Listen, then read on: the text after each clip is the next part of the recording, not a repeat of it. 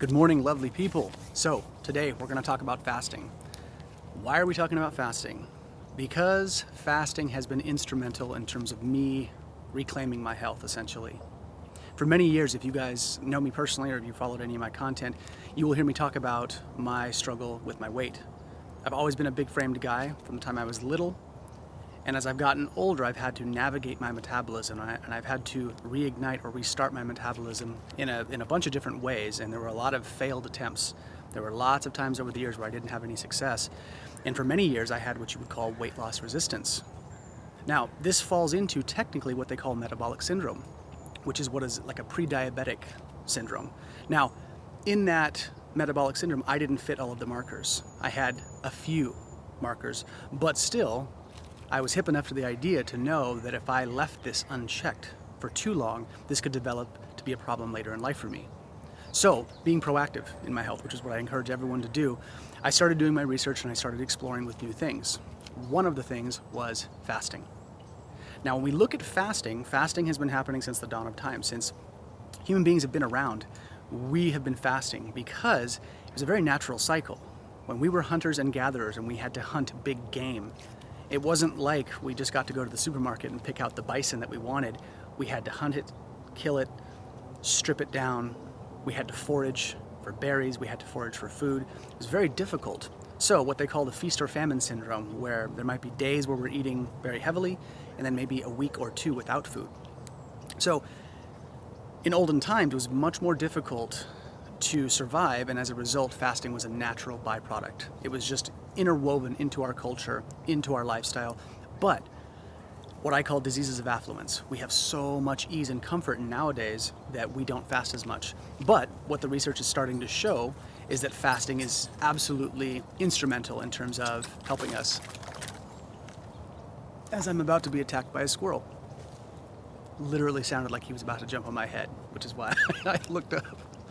Anyway, outside of the psycho squirrels behind me, fasting, okay? The research doesn't lie. There are very real benefits from fasting.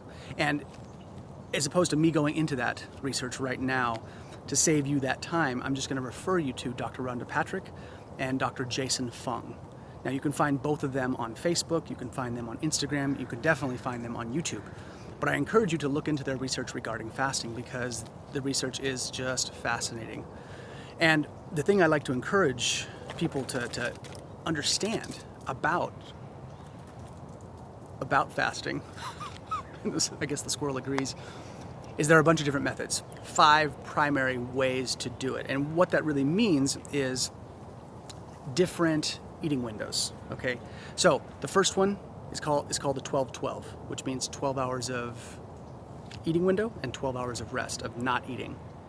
Okay, the next one after that, the second one, is what they call the 16-8, which means you have 16 hours of rest, of not eating, and an 8-hour eating window. Then we move to the 18-6, which is 18 hours of rest, of not eating, and 6 hours eating window. And then we go to the 24, which is 20 hours of rest and a 4-hour eating window. And then lastly, the most difficult one is 23-1, which means 23 hours of rest and a 1-hour eating window. For myself personally, what I had to do to get my body working and to reignite the internal fire was to do the 23-1. So there was about a year period where I would say 90% of that year, I was eating 1 meal a day. And like I said, if you know me, during that year, I definitely trimmed down. Now, at a certain point, because fasting, like anything, is a stress, we have to understand that fasting is a stress, okay? And our body has to go through these interplays of stress and relaxation. So after about a year, the weight loss kind of stopped, and I kind of hit this plateau. And I realized just in my own self-diagnosis, my own exploration, talking with other people who fast, that the body starts to get resilient. And so when the body's holding weight, it's a defense mechanism. It wants to hold on to its reserves essentially for some larger issue or thing in life. So that's for a different discussion, but the point of this little video and that I want to share with you guys is that there are various different options. If you have never fasted before, start with 12-12, which is pretty easy. 12 hours eating window, 12 hours of rest. That's what a lot of us sort of do anyway.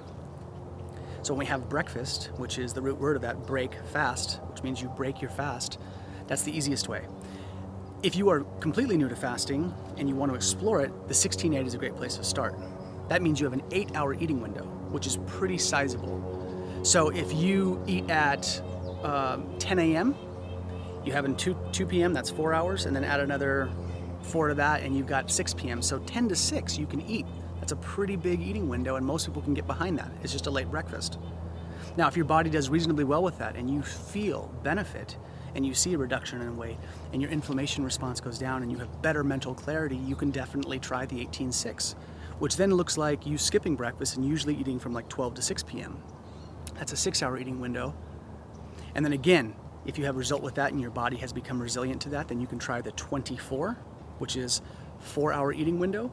But the closer you get down to that 1-hour eating window, okay, the 24 and then the 23-1, you're getting into what they call the OMAD territory, which is 1 meal a day, which is what I had to do, which is a stronger stress on the body, but oftentimes can be very good for people who have inflammatory processes that are rampant in the body.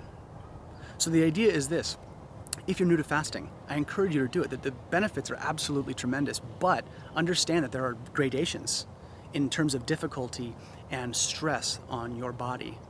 So if you're afraid to fast and like I could never fast, you can ratchet these hours down, and there's no rule in this process that says you can't make it a 17-hour or a 16-hour or a 15-hour. You can play with these numbers of how many hours of a day you're resting, and then how many days you're eating or how many hours you're eating.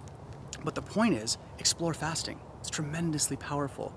Again, research Dr. Rhonda Patrick, Dr. Jason Fung, and if your body seems to be stalled, or something in your physiological processes that just seems stale and not moving, fasting is a great way to do this.